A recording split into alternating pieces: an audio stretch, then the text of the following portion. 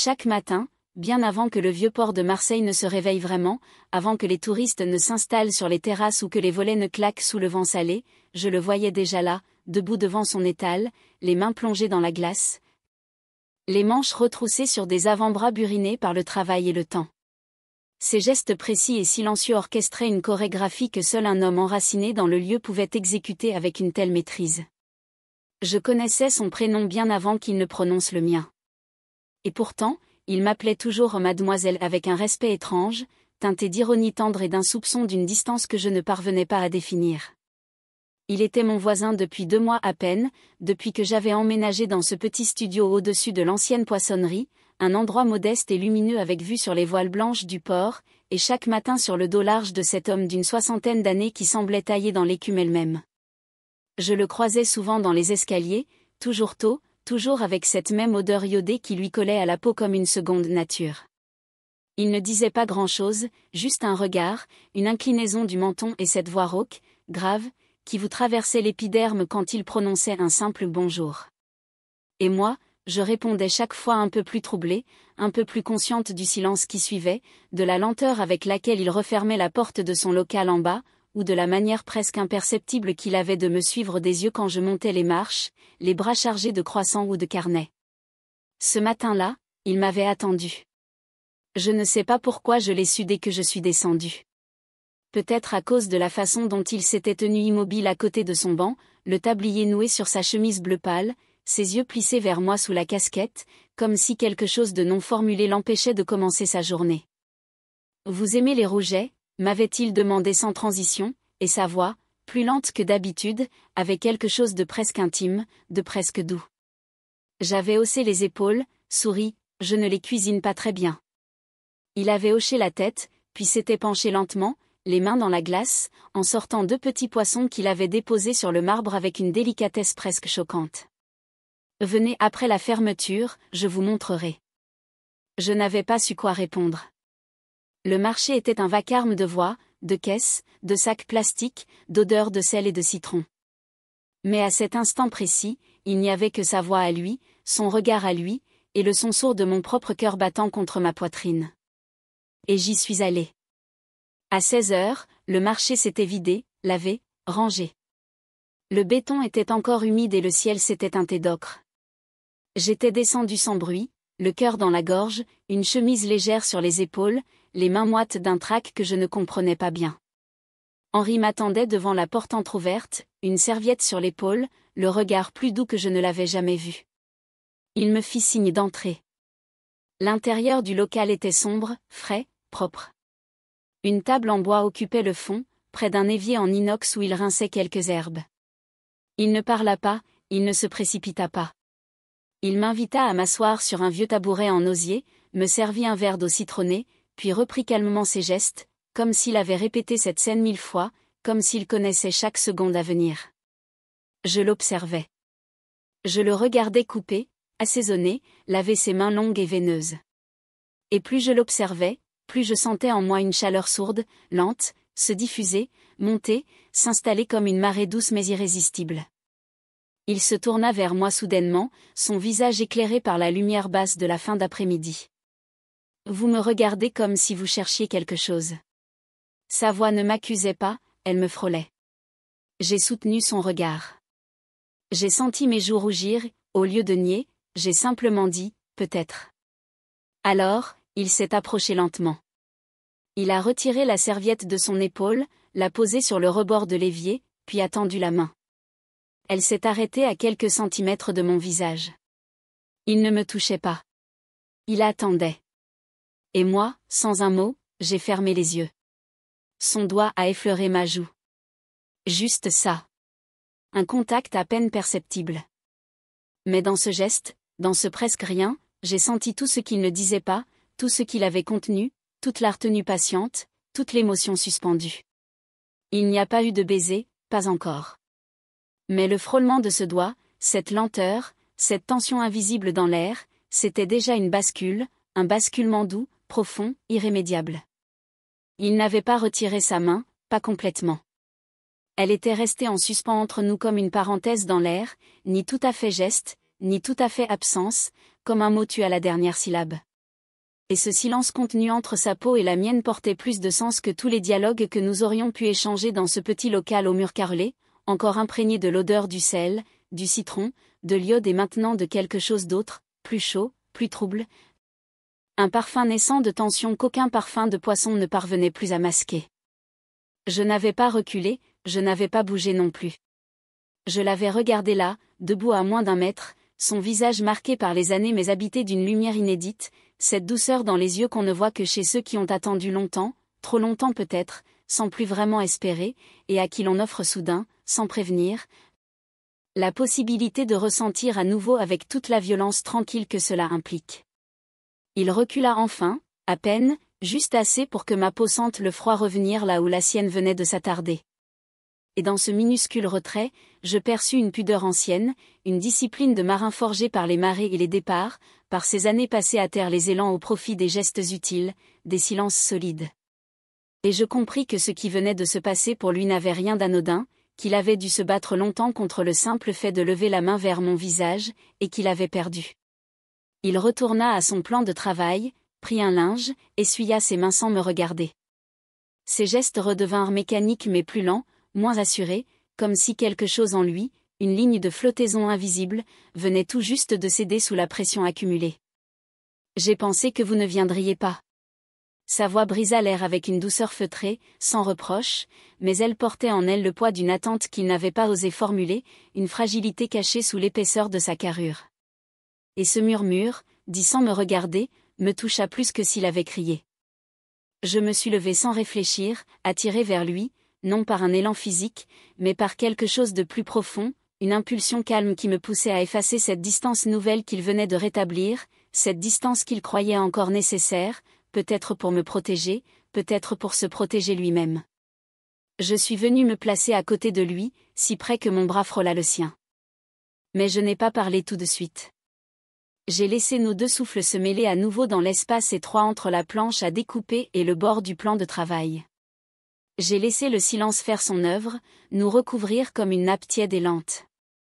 Puis, à voix basse, j'ai hésité.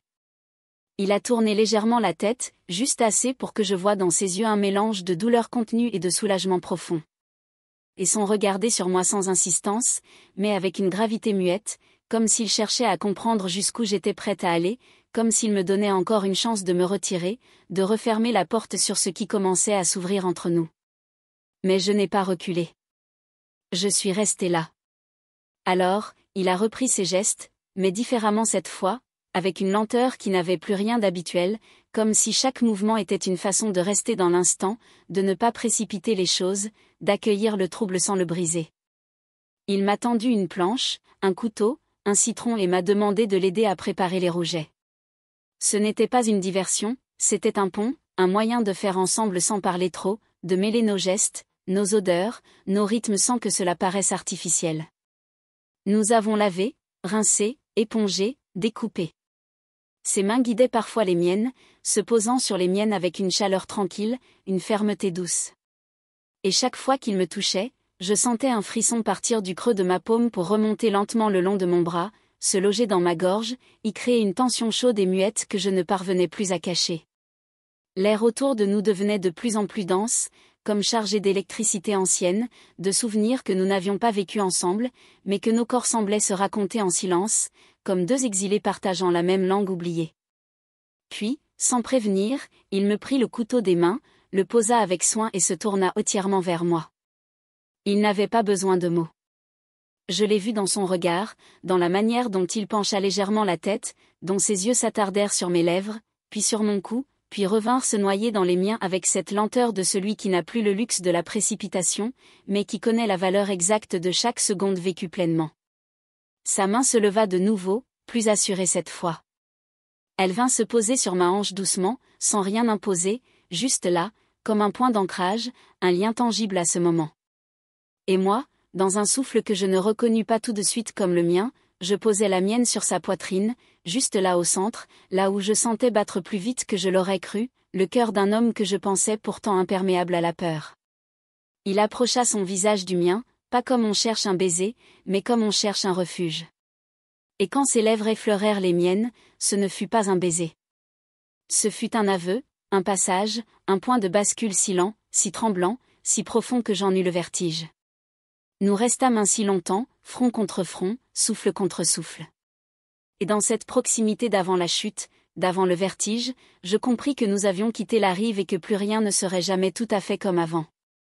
Il y avait dans ce silence qui avait suivi leur baiser une densité presque palpable, comme si l'air autour d'eux s'était chargé d'une matière nouvelle, d'une gravité douce mais irréversible, et ce silence, loin de marquer un retour à la distance, devenait au contraire un espace sacré où leur souffle encore mêlé flottait comme les dernières volutes d'un feu qu'on ne voulait surtout pas éteindre trop vite. Le front de Julien restait contre celui d'Henri.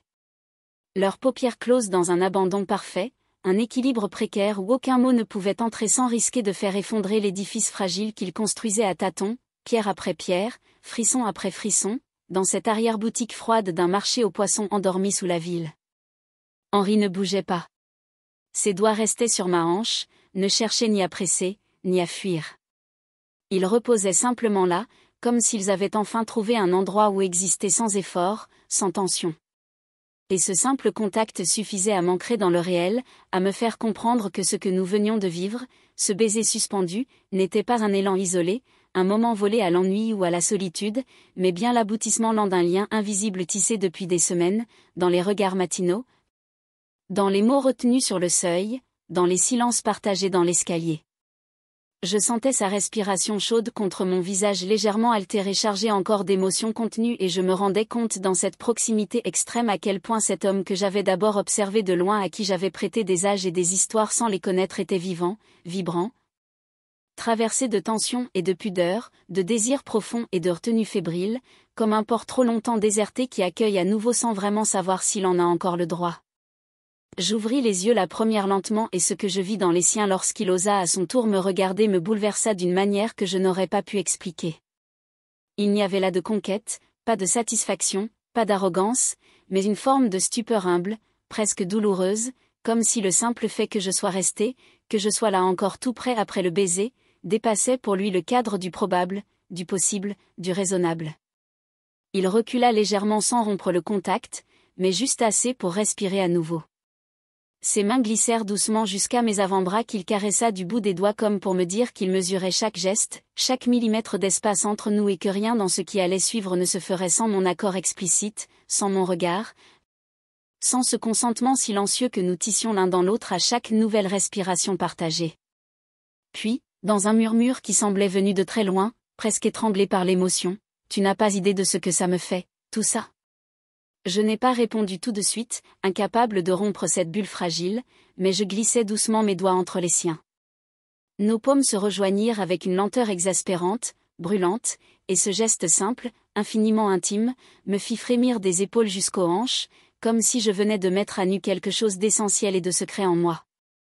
Il m'attira vers l'arrière du local, un pas à la fois, dans une alcôve où étaient entreposées des cagettes vides, des bâches roulées, un vieux banc en bois trop étroit pour deux, mais suffisamment long pour qu'on puisse s'y asseoir côte à côte sans avoir à parler, sans avoir à se regarder, pour savoir que l'on vivait quelque chose qui allait nous déborder. Nous nous sommes assis, lui, le dos contre le mur carrelé, les jambes écartées dans un relâchement un peu raide, les mains posées sur ses cuisses, comme pour se rappeler qu'il fallait encore garder un peu de maîtrise, moi contre lui, le flanc effleurant le sien et le bras de son côté gauche qui vint timidement glisser derrière mon dos. Si reposé, si tendre. Il n'avait rien d'un homme qui prend, rien d'un homme pressé. Chaque geste venait avec une lenteur quasi cérémoniale, comme s'il voulait inscrire dans la durée chacun de ses frôlements, comme s'il savait qu'ils auraient le goût de la première fois, mais peut-être aussi celui de l'unique fois. Et cette conscience aiguë du moment rendait tout plus dense, plus chargé, plus irréversible. Je sentais sa main remonter lentement, frôlant mon flanc sous ma chemise trop fine pour dissimuler le feu qui naissait dans ma peau. Et ses doigts s'arrêtèrent juste sous mon aisselle, là où la peau est plus chaude, plus tendre, plus fragile. Et il laissa sa paume là, posée comme un aveu, comme une prière. Je me tournai vers lui, mon visage à quelques centimètres du sien, et je vis que ses yeux s'étaient embués, non pas de tristesse, mais de cette émotion rare et nue qui saisit parfois les hommes lorsqu'ils comprennent que quelque chose d'impossible vient de devenir réel, que le corps contre lequel ils tremblent est bien là. Qu'il ne s'agit pas d'un souvenir, ni d'un rêve, ni d'un regret, mais d'une présence vibrante, chaude, vivante, offerte. J'ai approché mes lèvres, pas pour l'embrasser tout de suite, mais pour respirer son souffle, pour boire l'air entre nous, pour prolonger cette seconde entre deux mondes où tout vacille sans encore tomber. Et lui, dans un soupir à peine audible, a murmuré, « Ne t'arrête pas maintenant. » Alors, je l'ai embrassé longuement, lentement, profondément. Ce n'était plus une esquisse, plus une question, c'était une réponse. Nos corps se cherchaient à tâtons, maladroits parfois, mais chargés d'une tendresse qu'aucune jeunesse n'aurait su inventer, une tendresse patiente, rugueuse parfois, mais tellement vraie, tellement ancrée. Ses mains, à mesure qu'elles exploraient le chemin de mon dos, devenaient plus sûres, moins hésitantes, et les miennes, glissées sous sa chemise à carreaux, sentaient les lignes du temps, les traces de la mer, les sillons du travail, et j'aimais tout cela avec une intensité déconcertante. Dans ce local humide, entre les caisses vides et l'odeur de la mer, nos corps s'enlaçaient dans une danse lente, silencieuse, irréversible. Nous n'avions plus d'âge, plus de rôle, plus de peur. Seulement la brûlure lente d'un désir mu, lentement cultivé dans le silence des jours, des gestes retenus, des matins de voisinage devenus promesses. Et dans cette étreinte, dans ce baiser qui n'en finissait plus de dire tout ce que nous avions eu, nous franchîmes enfin cette ligne que nous avions si longtemps redoutée, et il n'y eut pas de retour. Le monde semblait s'être retiré à la lisière de ce local exigu, comme s'il avait compris qu'il n'avait plus sa place ici, que l'instant réclamait l'exclusivité absolue de notre attention, de nos sens, de notre souffle. Et dans ce repli du réel où les voix du dehors s'étaient éteintes, où même le clapotis du port semblait s'être éloigné, il ne restait plus que le froissement lent de nos gestes, le rythme assourdi de nos cœurs qui s'accordaient, et cette chaleur nouvelle qui ne venait pas des murs, ni de la lampe suspendue, mais bien de la lente montée en moi, d'un abandon qu'aucune pensée, aucune prudence ne pouvait plus freiner. Henri me tenait contre lui avec une force douce, une force issue d'un corps qui avait travaillé, peiné, résisté aux années et aux saisons, mais qui s'offrait maintenant dans toute sa fragilité contenue, dans cette pudeur virile et bouleversante que seuls les hommes qui ont aimé peu mais profondément savent révéler. Il n'avait pas besoin de précipitation pour exprimer son désir, tout en lui, dans le moindre frisson, dans la tension de sa nuque, dans les infimes mouvements de ses paumes contre mes omoplates, parlait d'un feu qui ne demandait plus qu'à se déployer lentement, profondément, sans bruit, mais avec cette intensité tranquille qui vous consume par vagues successives. Je sentais mes jambes s'alourdir autour de lui, mes bras l'encerclaient d'eux-mêmes comme s'ils avaient toujours su trouver cette place, comme si mon corps avait attendu depuis toujours de se lever contre cette chaleur ancienne, cette odeur de mer et de sel mêlée à celle du tabac froid et des souvenirs. Et chaque battement contre sa poitrine m'enfonçait un peu plus dans cette évidence, dans cette reconnaissance qui n'avait pas besoin de mots parce qu'elle passait par la chair, par la peau, par cette mémoire secrète du corps que nous partagions sans le savoir. Je déposais mes lèvres sur sa tempe lentement, puis sur le creux de sa mâchoire, sur le sillon fragile entre son oreille et son cou, et chaque baiser, chaque pression douce et retenue de ma bouche déclenchait en lui un soupir presque inaudible, comme si son corps tout entier apprenait à recevoir sans se défendre, à accueillir sans se raidir. Et ce relâchement progressif de ses résistances me bouleversait d'une manière nouvelle, d'une manière dont aucun autre homme ne m'avait bouleversé, car il n'y avait là ni conquête, ni rôle à tenir, mais une vérité partagée, un frisson offert sans parade. Ses mains s'étaient aventurées sous ma chemise avec une lenteur presque déconcertante, comme si elles s'étonnaient encore d'avoir le droit d'explorer point et ce respect brûlant, cette manière de frôler avant de caresser, d'hésiter avant d'oser, rendait chaque contact d'une puissance inédite, d'une sensualité si pleine, si dense, qu'il suffisait d'un effleurement pour que je me sente vaciller, m'ouvrir en silence sous ses doigts, qui semblaient se souvenir de tout ce que la vie avait tenté de leur faire oublier. Il me regardait à présent, son visage à quelques centimètres du mien, ses yeux humides m'éclairant, profondément présents. Et dans cette intensité-là, il n'y avait ni peur, ni honte. Seulement la gravité de celui qui mesure la beauté du moment et qui, sans rien vouloir posséder, souhaite simplement l'habiter totalement, pleinement, comme on entre dans une pièce qu'on croyait condamnée depuis toujours et où soudain la lumière revient. « Et tu peux partir quand tu veux », murmura-t-il, sa voix tremblante, presque cassée, mais droite, digne. Et cette phrase simple et nue me serra la poitrine avec une force inattendue, car elle disait tout, la peur de me brusquer, le respect qu'il me portait, la conscience aiguë qu'il n'était pas là pour prendre, mais pour offrir. Je ne répondis pas par des mots, mais en me penchant vers lui, en posant mes lèvres sur les siennes avec une lenteur infinie, en prolongeant le baiser jusqu'à ce que sa respiration se mêle à la mienne, jusqu'à ce que ses mains cessent de trembler et commencent à me tenir. Avec cette fermeté tranquille, celle d'un homme qui a reçu l'autorisation de sentir, d'éprouver, d'aimer encore malgré le temps, malgré les peaux froissées et les rides profondes. Nous nous sommes redressés ensemble, ses bras autour de ma taille, mon visage enfoui dans son épaule et dans cet entrelacement, il n'y avait ni domination, ni soumission, mais un équilibre d'une douceur radicale, une suspension parfaite où chaque geste devenait un pacte, un engagement silencieux de ne rien précipiter, de ne rien heurter, de goûter chaque seconde comme si elle était la dernière. Il me fit asseoir sur la table de découpe, sans brutalité, sans urgence, juste avec cette assurance d'homme qui connaît les limites du corps, qui sait comment soulever sans forcer, comment poser sans casser. Et je le laissais faire complètement, m'offrant à lui avec cette confiance rare qu'on ne donne qu'une fois qu'à une seule personne, et mes jambes vinrent entourer sa taille dans un geste fluide, profond, ancré. Nos fronts se touchèrent, nos yeux ne se quittèrent plus et il posa ses mains de chaque côté de mon visage, le tenant comme un bien précieux, comme une lumière fragile. Et je sentis dans ses paumes tout ce qu'il ne me dirait jamais, les jours seuls, les réveils dans le froid, les longues absences, les femmes passées, les regrets et surtout cette fêlure tendre qu'il cachait sous son silence quotidien. « C'est fou, dit-il dans un souffle. Tout est si lent, si fort. » Et moi, la gorge serrée, les yeux pleins de sel, je murmurais simplement, « Ne t'arrête pas. » Alors, il m'embrassa encore, plus longuement, plus lentement, un baiser de feu contenu, un baiser qui disait non pas seulement le désir, mais la gratitude, l'émerveillement, le soulagement d'avoir trouvé une peau qui répondait, une bouche qui voulait, un cœur qui disait oui au moment. Et dans cette nuit de Marseille, dans ce marché abandonné, dans ce local froid aux murs humides, deux êtres hors du temps s'étaient trouvés dans la chaleur d'un baiser. Ce baiser, nous le savions déjà, venait de franchir une ligne que rien ne pourrait effacer.